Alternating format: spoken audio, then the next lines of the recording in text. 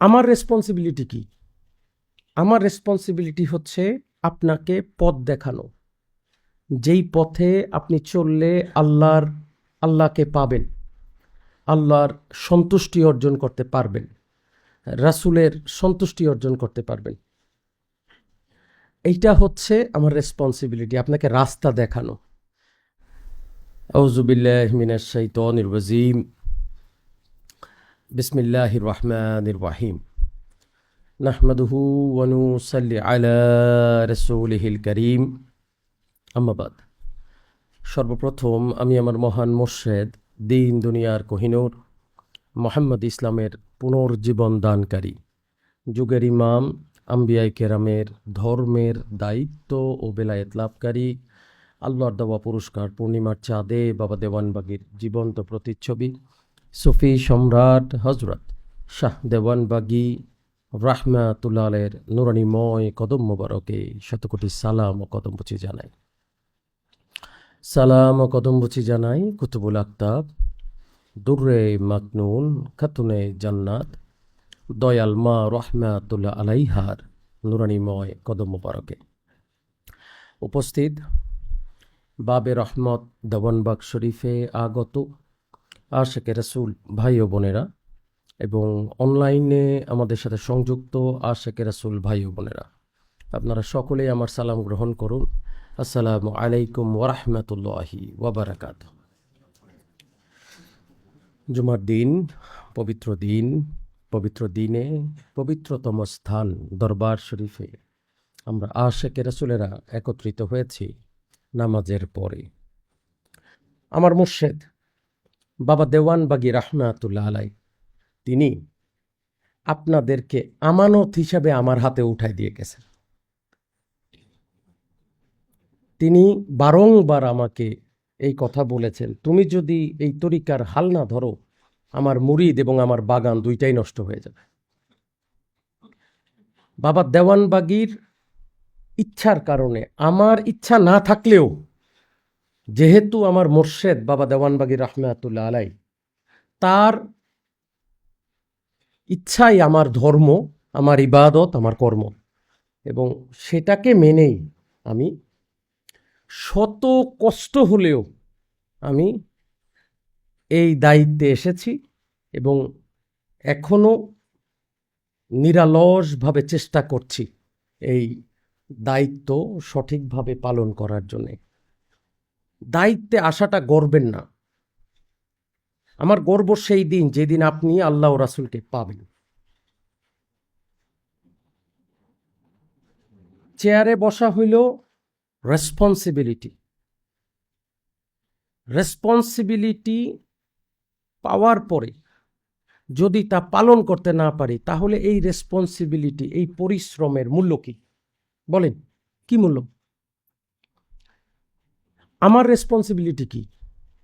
আমার রেসপন্সিবিলিটি হচ্ছে আপনাকে পথ দেখানো, যেই পথে আপনি চললে আল্লাহকে পাবেন, আল্লাহর সন্তুষ্টি অর্জন করতে পারবেন, রাসূলের সন্তুষ্টি অর্জন করতে পারবেন।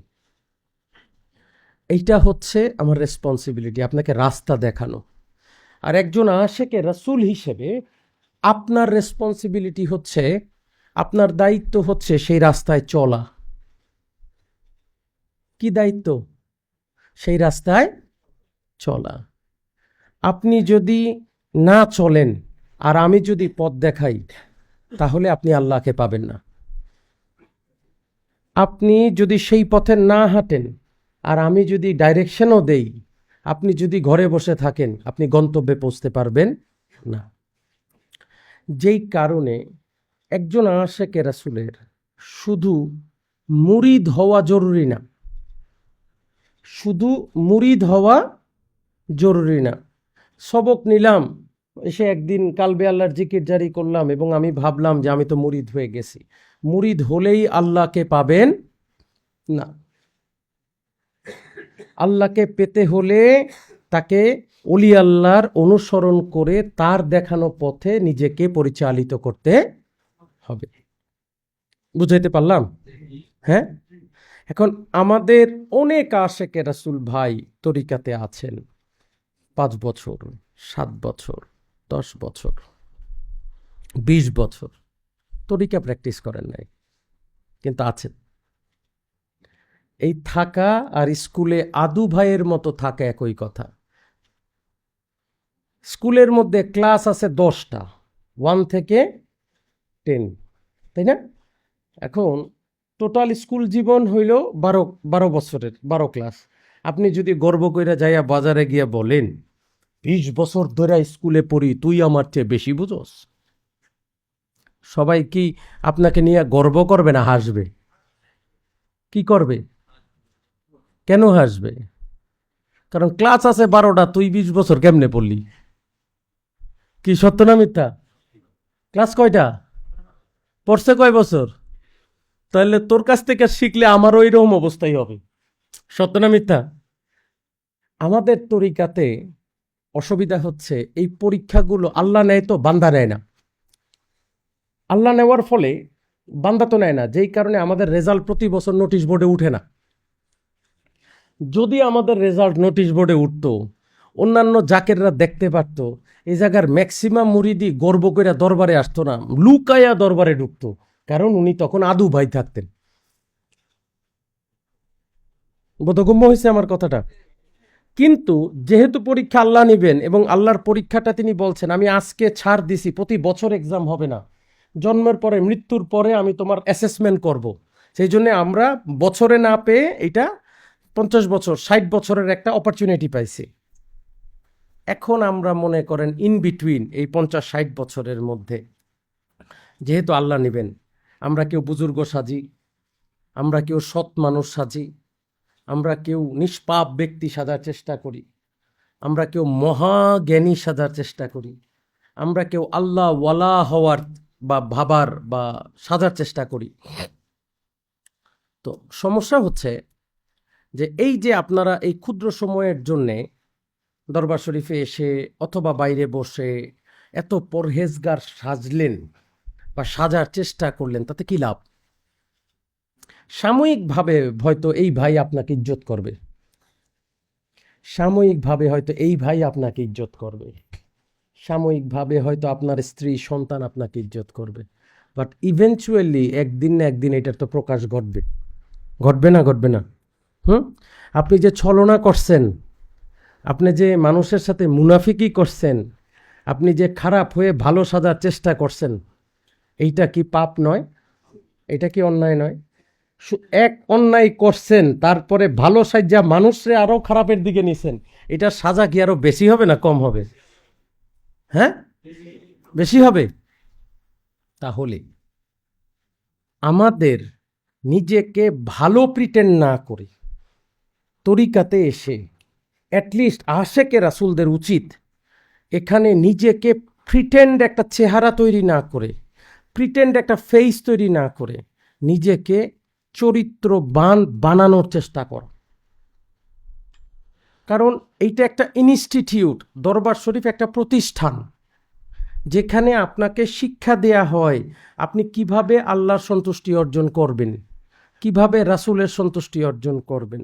বাবা দেওয়ানবাগী একটা ওয়াজিফা দিছেন, একটা স্টাইল বলছেন, একটা প্যাটার্ন করছেন, একটা আমল দিছেন, মুরাকাবা করো, ফাতিহা শরীফ পড়ো, দুরূদ শরীফ পড়ো, খতম শরীফ পড়ো, মিলাদ শরীফ পড়ো, নামাজে আল্লাহকে হাজির নাজির ওয়াহিদ জেনে সেজদা করো, নাকি?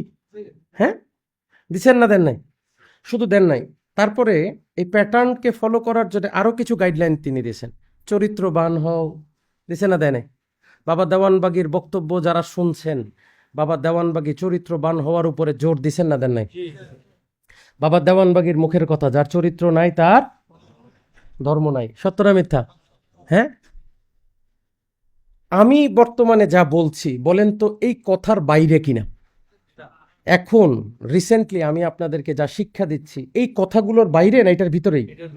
হ্যাঁ, এইটা হচ্ছে একটা প্যাটার্ন আপনাকে আল্লাহকে পাওয়ার জন্য, এটা একটা গাইডলাইন, এটা একটা প্রসেস, এটা একটা রাস্তা, এটা একটা ওয়ে আপনি কিভাবে মালিককে পাবেন। কিন্তু মোরাকাবার নিয়ম আমি বলে দিতে পারবো, আমি কি আপনাকে বসে মোরাকাবা করাইতে পারবো? পারবো না। আপনাকে নিজের করতে হবে। দেখেন, তরিকায় আপনি আসেন ঠিক, কিন্তু এখানে এসে যা শিক্ষা নেন এটা আমার কাজে লাগে না। কার কাজে লাগে? কার কাজে লাগে? আপনার নিজের কাজে লাগে। এখানে আমরা সবাই যাই বলি না কেন, দিন শেষে বেনিফিট কার? নিজের। যদি নিজের হয় তাহলে পাগলেও তো নিজের ভালোটা বোঝে, বোঝে না? বোঝে না? আপনার ক্ষুধা লাগে, আপনি বোঝেন না? আপনার অর্থের অভাব আছে, আপনি বোঝেন না? বোঝেন? তাহলে আল্লাহ যে আপনার অসন্তুষ্ট, আপনি জানেন না? জানেন না? পাপ করতে করতে করতে করতে করতে করতে করতে করতে পাপ সাগরে হাবুডুবু খাইতেছে। জন্মের পর থেকে অন্যায়, অত্যাচার, অবিচার করছে, প্রতিবেশীর সাথে, বাবা মার সাথে, সন্তানের সাথে, মানুষের সাথে, বুঝে হোক না বুঝে হোক করছে।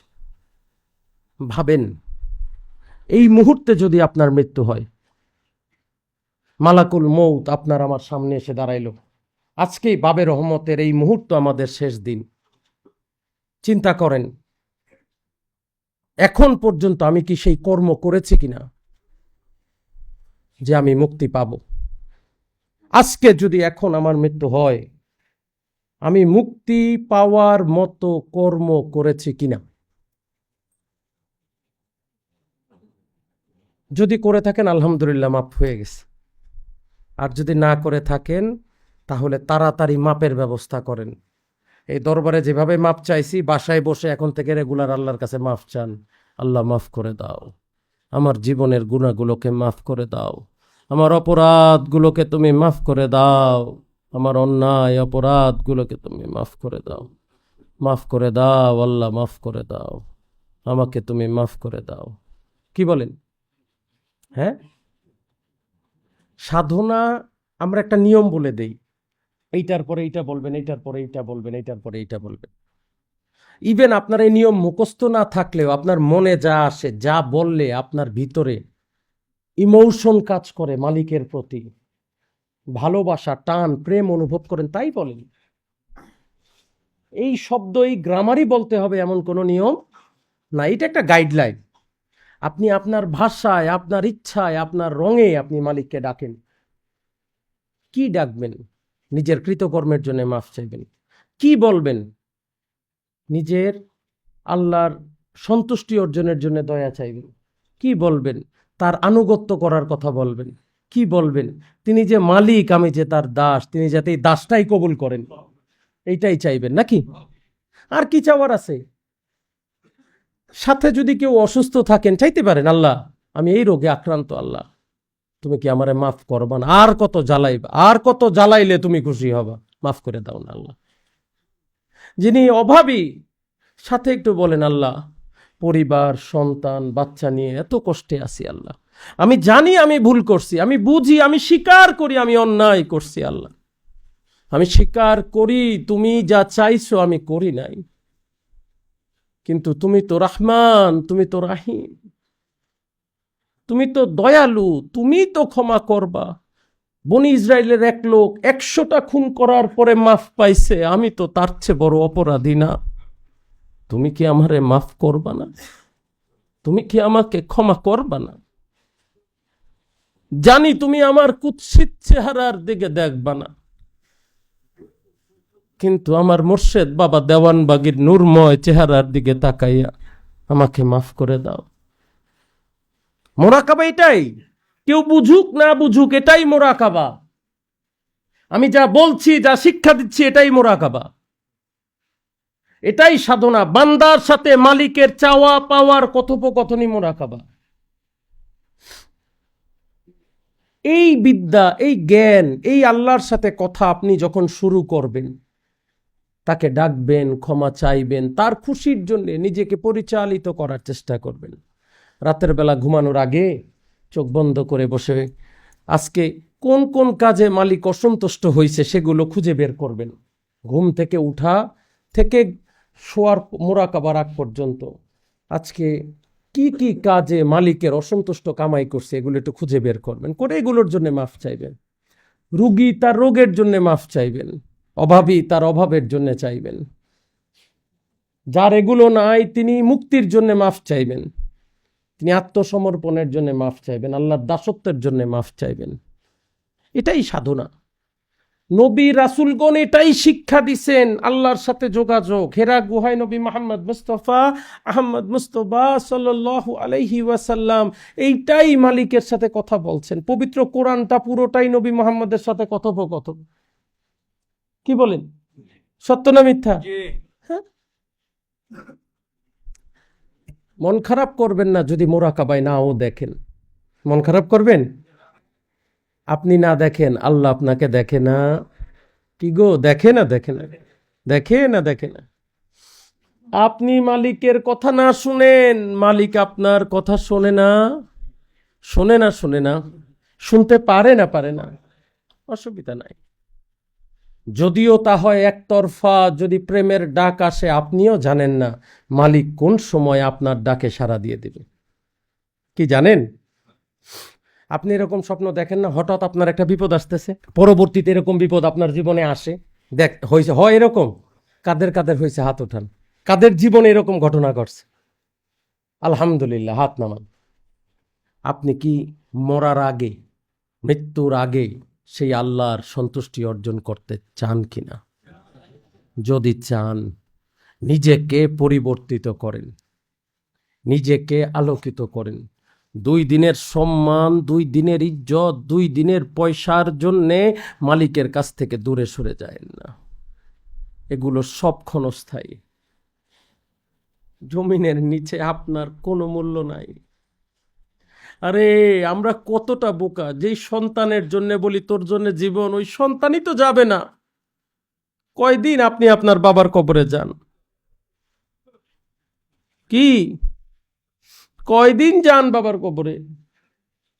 যেই মা পেশাব পায়খানা সাফ করে এই পর্যন্ত উঠাইছে, কয়দিন মার কবরে দাঁড়ান? মা তো সকালবেলা থেকে রাত্রে বেলা যদি ছেলেটা না খেয়ে থাকছে থাবা দিয়া ধরছে, এই খাইয়া যা। আজকে মা কেমন আছে কয় বেলা গিয়ে জিজ্ঞেস করেন। এমন একটা জায়গা, একবার চোখটা বন্ধ করার পরে ছেলে আর বলে না বাবা, ছেলে বলে বাবার লাশ, মেয়ে বলে বাবার লাশ, স্ত্রী বলে স্বামীর লাশ। যেই বাড়ি বানাইলেন ওই বাড়িতে আর জায়গা দিবে না? দিবে? ঘরেও জায়গা নাই, উঠানের বাইরে দাঁড়া করাবে না? স্মরণ করেন সেই দিন, যেই দিন আপনার আমার আর কোনো ক্ষমতা থাকবে না। ভাবেন সেই দিন যদি আল্লাহর সন্তুষ্টি অর্জন না হয়, যদি মালিকের রাজি খুশি করতে না পারি, কি করব? ডাক্তার, ইঞ্জিনিয়ার, প্রফেসর, সচিব, আইনজীবী, হুজুর, কি করবেন? কে কি করবেন? সবার জন্য একই মাপের একটা ঘর অপেক্ষা করতেছে। যদি আল্লাহর সন্তুষ্টি অর্জন হয়, ওই ঘরে আর কষ্ট থাকবে না, হয়ে যাবে আলোকিত। আর যদি অসন্তুষ্ট থাকে, ওই ঘরই আপনার জন্য অনেক বড় আযাবের জায়গা হয়ে যাবে। সম্মানিত আশিকে রাসূলেরা, মুহাম্মদ ইসলাম শুধু শরীয়তের কথা বলে না, তিনি আপনার চরিত্র, ভিতর, সিনা, অন্তরকে পরিষ্কার করার কথা বলে। আমরা যারা আশিকে রাসূল, আমরা সবাই মিলে চেষ্টা করতে হবে নিজেকে প্রথম আলোকিত করতে, তারপরে নিজের পরিবার, পরিজন, সন্তান, জাকেরদেরকে আলোকিত করতে। যদি আমরা করি তাহলে আমরা সার্থক, আর যদি না করি আমরা ওই স্কুলের আদু ভাইয়ের মতোই থাকব। ক্লাস হইল 12টা, থাকছি 20 বছর। সো আপনাদের কাছেই সিদ্ধান্ত, আপনাদের কাছেই আপনাদের করণীয়, আপনারা কি করবেন। আমি মালিকের কাছে সাহায্য চাই, মালিক যেন দয়া করে আমাদেরকে আদু ভাই না বানান। তিনি যেন দয়া করে আমাদেরকে শক্তি দেন, সামর্থ্য দেন, আমরা যাতে তার ইচ্ছায়, তার রাস্তায়, তার রাহে নিজেদেরকে পরিচালিত করতে পারি। সবাই বলুন আমিন।